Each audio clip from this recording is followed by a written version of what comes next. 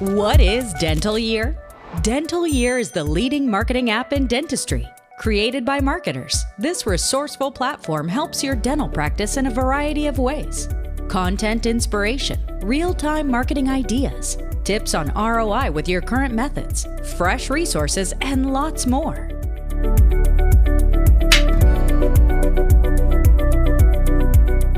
Hey everyone, thanks for tuning in to another episode of Buzz. I'm your host, Brad, founder and chief buzz officer at Dentainment, and we are welcoming back to another special episode, Dr. Tom Orent, otherwise known as the GEMS guy. Tom, thanks for joining us. Brad, thanks so much for having me. It's really a pleasure and an honor to have you on the show once again. You provided a plethora of wisdom and inspiration to me, so I want to do the same for our incredible audience members. Today's topic is how to double your practice's profitability in under a year. Can you please tell us how to do that? Sure. I'm going to start by just sharing that you won't be able to do that. You won't be able to double your profitability unless you believe you could double your profitability. And I know that sounds pretty obvious, but one of the things that my wife taught me many, many years ago was, if you have a roadblock that's inside your head, you'll never get beyond it. So the first thing to do is just open up your mind to the possibility that it is being done, and it is being done. So let's talk about it. Probably the 800-pound gorilla in the dental world today is PPOs. And let's take a look, Brad, at what they've done to profitability. I'm just going to use $1 million fee-for-service practice as an example. Okay. Your members might be at 3 million, they might be at 500,000. Their number doesn't matter. They can always just kind of extrapolate out. But let's say it's $1 million practice, and let's say they have a 70% overhead in their fee for service. So they're producing $1 million, they're taking in $1 million collection. 70% overhead leaves them with 300,000 net. Okay, so they get 300,000 net. Now let's talk about PPOs. The average PPO office, even if, they have, doesn't matter the number they have, let's say that 60, 70% of their patients are in network with one of their plans, they're writing off on average 25 to 35%. So let's call it 30%. So if you've got $1 million practice and you're writing off 300,000, which is unfortunately very common, your adjusted production before you even start to collect anything is 700,000. If you were collecting 100%, which is possible, but most guys are collecting about 95, 98%. But even if you collected 100% of that 700,000, if your overhead was 300,000, then you just made zero for the year. Now, obviously, hopefully there's not a lot of practices that are doing that. So how are practices that have a bunch of PPOs making any money? How do they do that? And unfortunately, a lot of them are just running room to room. And a lot of the docs I talk to say, Tom, I feel like a hamster on a wheel, literally running room to room and never really having that kind of impact that I want on my patients' lives because I don't have time. I don't have time to tell them about complete dentistry or, best option dentistry. And if I do, their quick answer is, does my insurance cover it? And they just don't have the time because of the PPOs. So Brad, I looked at this thing. I said, okay, let's say the doctor's net is 200,000. And this is maybe the listener. Now you guys might be double that, doesn't matter. But let's say you want to go from 200,000 to 400,000. So how do you add 200,000 net, but you're still in some PPOs? It would be unrealistic of me to say, just drop all the PPOs and then you'd add. Well, you do that and you've just destroyed your practice. So in the real world, just dropping all your PPOs is about the worst thing you can do. And Brad, you and I, when we talked before the show, we didn't talk about this next thing, but I tell doctors that dropping PPOs is the last thing I would recommend. Now, you probably are thinking to yourself, wait a minute, in our conversation pre-show, we talked about dropping PPOs. We did, but honestly, what I tell the doctors is that's the last thing I would recommend. And I don't mean that they shouldn't drop them. What I mean is it is the last step. Mm-hmm. So let's talk about what the steps are first so that you can safely drop them. All right. So we had that thing where you want to increase $200,000 net profit, not just revenue, but net profit. So let's look at, in the limited time that we have together today in the podcast, this is certainly not all inclusive, but I'm going to choose maybe a half a dozen or so places that you can find that 200,000 if you kind of add these things up. First thing I would look at would be restructuring within the umbrellas. Now, about half the docs I talk to say, oh, I know what an umbrella is, and about half don't. Umbrellas are also known as shared networks, also known as leased networks. So there's at least 3 or 4 different words for it.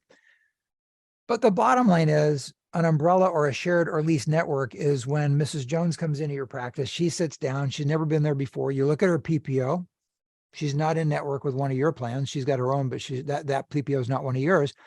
You assume she's full fee for service. You do, let's say, I don't know, $3,000-4,000 worth of work on her that she needed. She's happy. You're happy until you see the EOB come back that says you have to write off $982, which is basically your profit. And you're like, why would I have to write it? She's not. Turns out that there's a legal clause in all your network contracts that says that if we are in a shared or leased or umbrella network with any other companies, and typically there's 7, 8, 9 of them within one umbrella. So you don't even have to be in 9 plans. You could be in one plan in an umbrella, and you are responsible legally for writing off for every patient who comes in from the other 8. And the guys who are listening, guys and women who are listening to this podcast, I guarantee you that even if they didn't know the word shared or leased network or umbrella or whatever, they know the deal because they've lost money on these patients.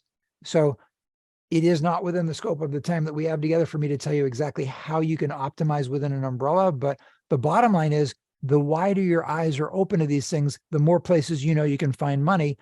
The average dentist, average one doctor office, I should say, will increase about 40,000 net profit a year simply by figuring out which of the umbrella network that you want to be in, because you do want to be in certain ones, but not others. So that was the first place. And you asked me to find a bunch of places we could find the money. All right. So one of the places that's ridiculously easy to do it, if you took a 59-second video, I'm not talking, produce this, hour-long documentary. I'm talking about a 59-second video, and it was specific to implants, or it was specific to Invisalign, or it was specific to cosmetic dentistry. So one of the high-end, not well covered, or not even covered by insurance things, which is a great thing in itself. And let's say you had somebody who knows what they're doing, produce the video with you for under a minute, and put it on certainly Facebook, YouTube, maybe even Instagram.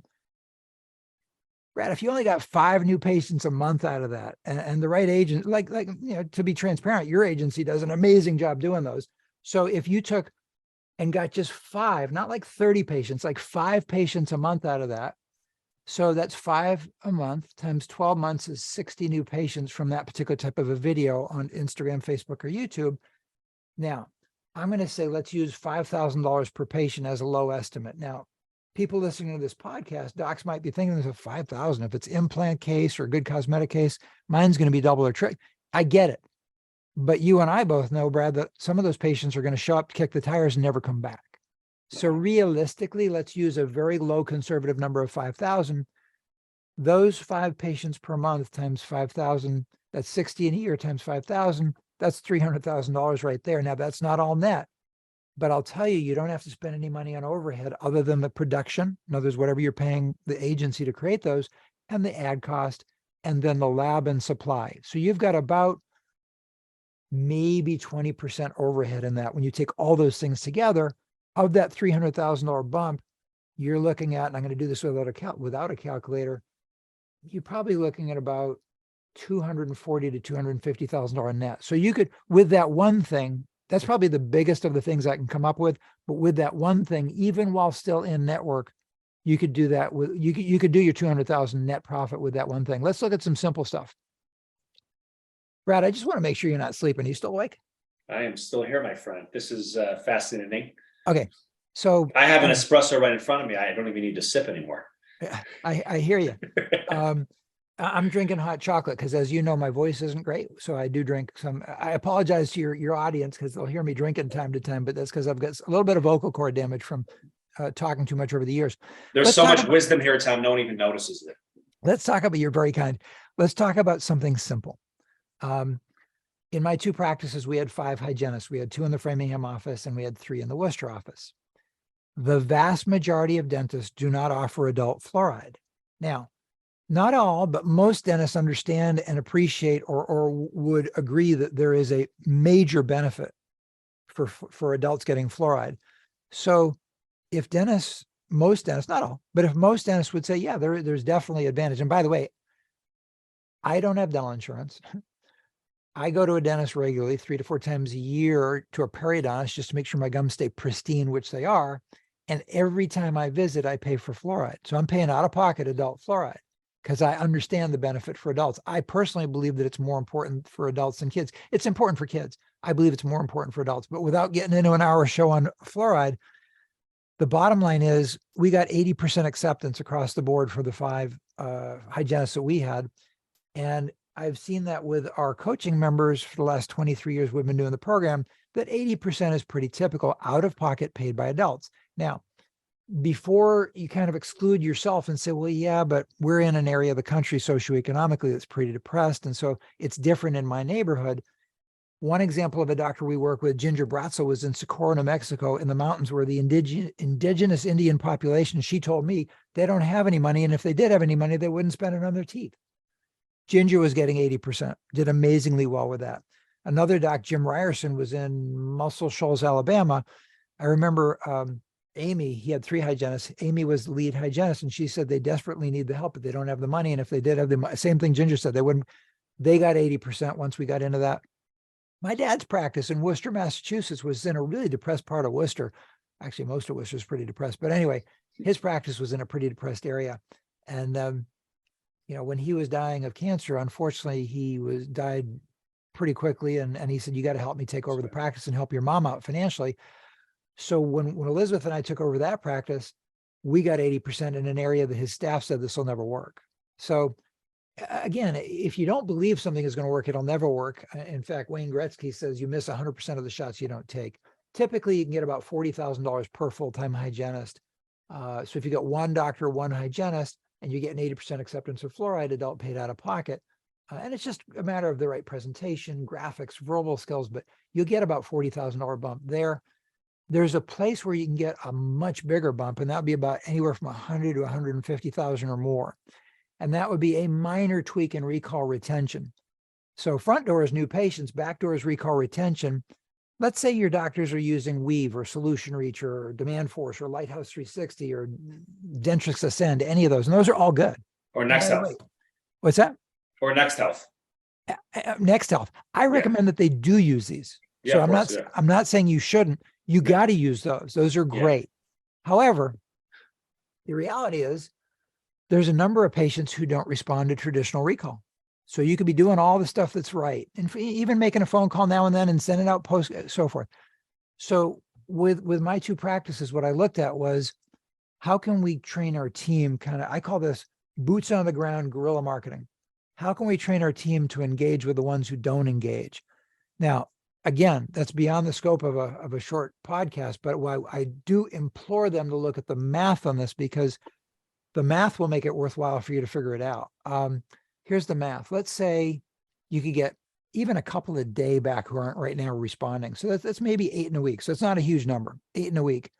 Let's say it's $150 for the recall visit, which might be periodic exam, 4 bite wings, fluoride, because they should be selling fluoride as well, because that's to the patient's benefit, and the pro fee, of course. So let's say they're getting $150 PPO fee. Even at that low fee, that's $60,000. All right. So, excuse me, you might say to yourself, wait a minute, Tom, you started out saying it was $100,000 to $150,000. Yeah, well, the $60,000 is just the hygiene part of it. The bigger part of that comes from the extra re-exams and the restorative that comes out of that. And by the way, I go into a lot more depth. We have you and I talked actually pre-show about the special report called 4-Step System for Dentists Who Safely and Predictably Can Withdraw from PPOs and Increase Their Net. And you told me you like the URL, so I'll just repeat it here. It was PPO foe. I am the foe of all PPO. So PPOfoe.com. And great domain name. I appreciate that. They can get that free report there. But here's the point. The bigger number isn't the 60,000. That's just from the 8 recall hygiene fees. The bigger number is, let's say of the 8 recall exams they did, 4 of them said, I don't want anything, or maybe they didn't need anything. So now you got 4 patients a week. 4 of them, let's say they did $750 worth of work, which is like nothing. There's no implants there. There's no crowns there. There's no Invisalign, no major cases at all, no cosmetics. Let's say they just did $750. And I'm keeping these numbers, Brad, conservative, because I want them to believe that they can do this. And I know they can do this because we see it done all over the country. All right. So 750, 4, that's 3,000, 50 weeks, 2 weeks off for good behavior. That's $150,000. Add that to the 60, which is the hygiene fees, and that's over 200,000 there. So there's one place I want to hit one thing that docs are leaving on the table so frequently, even more so than what we just talked about. There's a $200,000 bump from just one strategy, which most doctors are missing.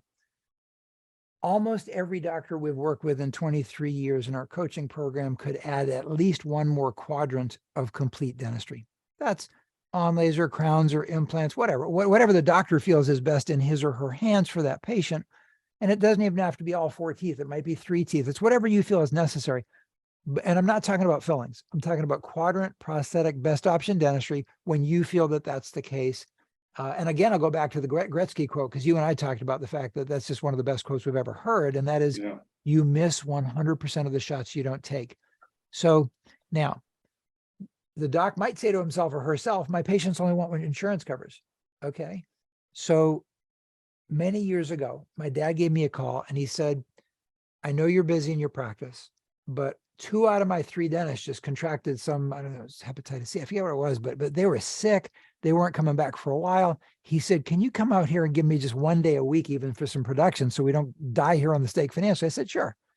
So I was only working 3 or 4 days in my practice. So I added a day out in his practice out in Worcester, Massachusetts, in an area that was economically depressed. And I got out there, and on day 1, I sat down with the team and we did our like pre-day huddle. And one of his team members looked at me and she said, Dr. Orent, your dad has told me all about the kind of dentistry you do. Now, this is a classic case of guy assuming what woman said is what doctor or, what man thinks, but man has no idea what the woman intended. I thought she was praising me, that my dad was really proud of my work and that he told her all about the complete dentistry that we did by quadrant, all that stuff. And I said, oh yeah. I said, complete dentistry. She said, Doc, she said, that won't work here. So clearly she was not only not praising me, but she was telling me that I had my head up my PPO. If I thought, this is a general audience, so I had to say that, but if I thought that this was going to work here, that they're paid. So she said, Doc, you don't understand. She said, not only are you in Worcester, Massachusetts and not in Framingham back in your nice suburb, she said, but all the patients are insurance driven. They all come in blue coveralls with their names stitched in yellow from the 3 factories, because they're most of our patients from these 3 major factories. They have terrible insurance and they're not going to do this. So now I realize that I'm out here on my own with no lifeline, with no team to back me up on anything. And I got to do this myself. The first day I helped my dad, I had one patient who was, I'd say early to mid 30s, young man, again, dressed in the factory. He is exactly what she described. But the difference was when I proposed a quadrant of complete dentistry, which was going to be a lot out of pocket because insurance didn't cover much of it. He said, Doc, he said, I got to tell you, nobody's ever even told me that it could be done that way. Saddest memory I have from Worcester is that patient telling me, nobody ever told me this could be done. He accepted it on the spot. He was the first of many quadrants that I did over the months that I helped my dad out, because those 2 docs were out for quite a while. But the point is, if you think that they won't accept it, you'll never propose it if you don't propose it. Now, does that mean you can just propose it and they're going to say yes? No, you got to have the graphics and verbal skills and team training.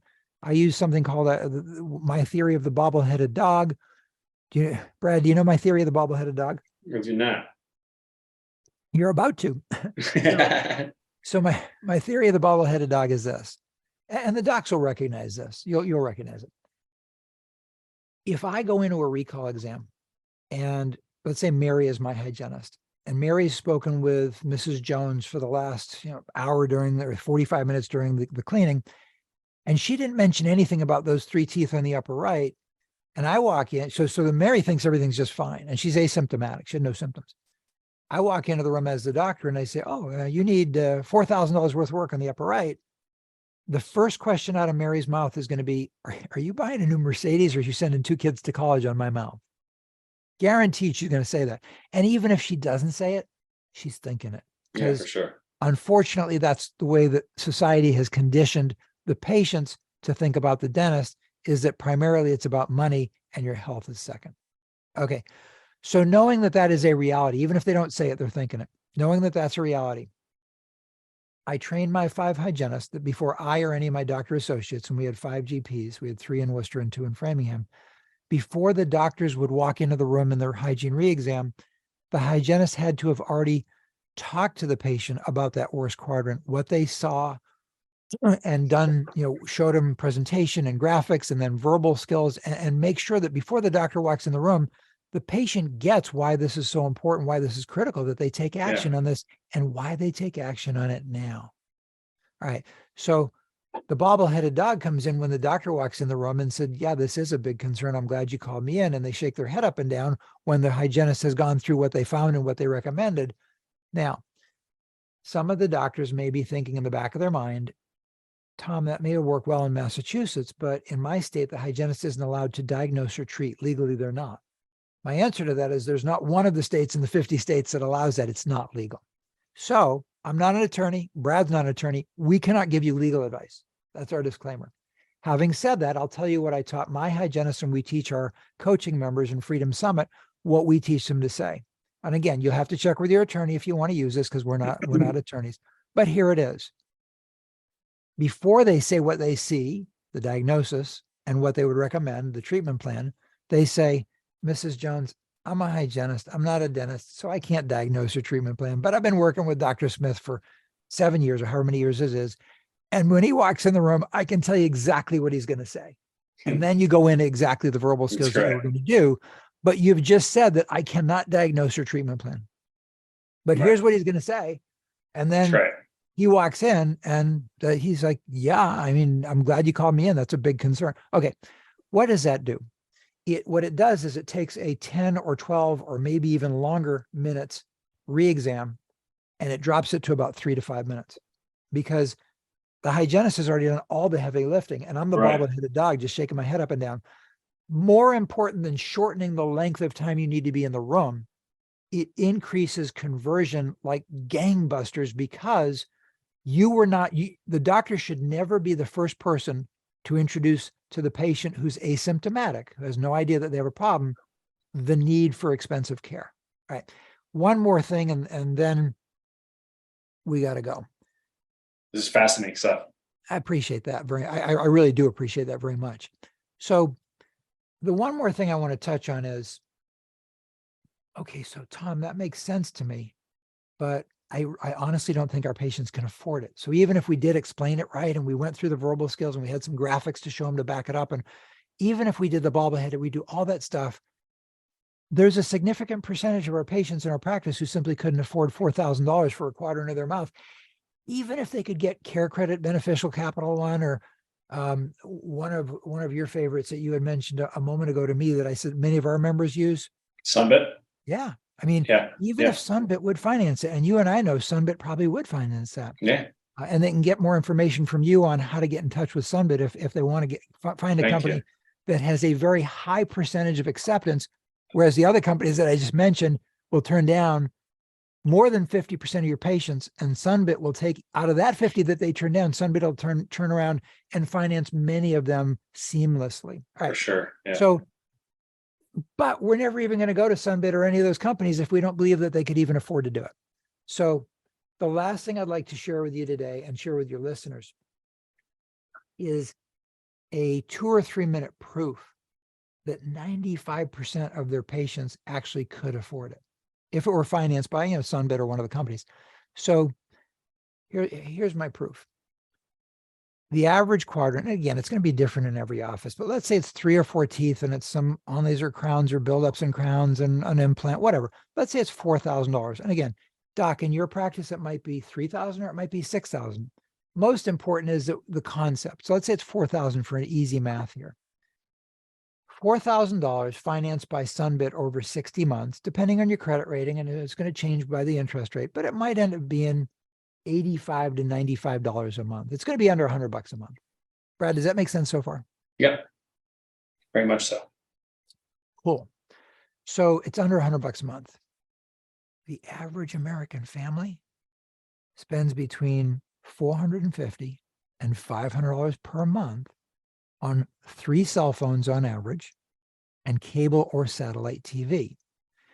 They're on the cable or satellite TV. They've got streaming services, which include Netflix, Hulu, Amazon Prime, ESPN Plus, pay-per-view, on demand, and I think there's like 6 other services. Yeah, there's a ton of them. So if you look at the dozen most common services, every one of your patients, not 95, not all, 95% of your patients have multiple streaming services, 3 cell phones, and they're paying $450 to $500 a month for this stuff. But wait, there's more. And again, before I tell you the punchline here, you can learn more about this in my free special report, which is titled 4-Step System Dentists Use to Safely and Predictably Withdraw from PPOs and Increase Net. And Brad, what was that that URL that you said that you liked? I believe it was ppofo.com. That's PPOFOE.com. Great name, Tom. Did you say faux? Yeah, I did. That's I am great way. I am the PPO. All right. So in all seriousness, and by the way, you can learn a lot more about the details of all this stuff in that special free special report. Yeah. But here's the punchline. So about maybe 3 or 4 weeks ago, I'm doing a new member welcome and intro call with one of my Freedom Summit coaching members, and it's going normal. I mean, I'm talking about the fact that it's a misconception. It's a false belief that our patients can't afford that. And I go into the proof that, they're spending $450 to $500 just on those 2 things. Right. And they're telling you that they can't afford $85 or $95 a month. It's net right. Guys, if you're writing anything down, if you've gotten any gems out of this at all, and I hope you have, if you've gotten any gems out of this at all, write down, it's never the money. It's never the money. 4 words. It's never the money. Now, truth is 5% of the time it is. But it's not the money. It's not. The reason, and by the way, why would patients tell you it's the money? They'll always tell you it's the money. Yeah. Why would patients tell you the money if it's not the money? Because it's more respectful and easier to tell you that they can't afford it than to tell you that they don't believe that they need it, or even if they believe that they need it, they don't believe they need it right away. So rather than saying to an authority figure, a respected professional, Doc, you know what? I don't believe what you're telling me. They would never say it. Or even if they kind of believe that they need it, they don't believe that they need it now. It's way easier for them to say, God, we just put the twins in college. They just started their freshman year. And so this just isn't a good time. Or, oh my goodness, Bob's car just died and he just replaced the car with a used car. And what he spent on the used car, we just can't get into that right now. So they will always use money as an excuse. Believe me, this isn't just from my 2 practices. This is from hundreds that we work with in the coaching program over 23 years. It's not the money. All right, here's the punchline. So I'm doing a welcome and intro call with a new member office about 3 or 4 weeks ago. I went through all that, and one of the dental assistants, and we do these on Zoom, one of the dental assistants is jumping up and down waiting for me to finish. She says, wait. She says, you missed 2 things. I'm like, well, okay, what did I miss? Enlighten me. So she says, first of all, their hair. Now, because this isn't video, the audience won't get the full effect of this. But so Brad's laughing. Suffice it to say that you want to have sunglasses on right now because my studio lights on my head would just kill your eyes with glare. That's funny. By the way, I love your studio. I appreciate that. Someday, if you're ever doing video pods, we should totally do one on video. For sure. All right. So I said, enlighten me. I honestly don't know anything about what it costs to do hair because I don't do it. I have none, as in 0. So she says, women can spend $150, $200, some of them $250 a month on their hair. It's like, okay, I didn't know that. I've never asked Elizabeth what she spends on her hair. I have no interest in even asking the question. All right, so $200 to $250 on their hair. I said, but you told me that there were 2 things. What else did I miss? She said, their nails. I said, okay, tell me about nails. What does it cost? She says, women could spend $50, $60, sometimes as much as $80 on their nails. I said, is that per month also? She laughed. She said, no. She said, it's not per month. She said, if they're doing their nails, they're doing them every 2.5 weeks. Wow. So yeah, I was like, okay, I didn't know that one either. So I said $500 a month, 450 to 500. She was right. Because since then I've talked to other members about this and they said, no, you're way low. If you just take nails, hair, and their cell phones and their TV, you're looking at somewhere between $700 and $800 a month. That doesn't include restaurants or Disney or anything else. So I hope if nothing else, that I've shattered the false belief that they can't afford your dentistry, because 95% can't afford your dentistry. You want to learn more, go to ppofo.com. Brad, this has been a lot of fun. I hope you had as good a time as I did today. I feel like it was such I don't want to say unexpected, because I know we were having I did not realize the amount of inspiration and wisdom I would have been able to capture and learn from you today. So once again, thank you so much for sharing all these incredible insights with our audience. Thank you also once again for the great conversation we had before recording for an hour. Really appreciate that. And also a big thanks to our incredible audience for tuning into this episode of Buzz. If you visit ppofo.com, grab the free report and implement this at your practice, you'll without question be way more profitable, and you'll also be a wizard of Buzz. Take care, and we'll see you on the next episode of Buzz.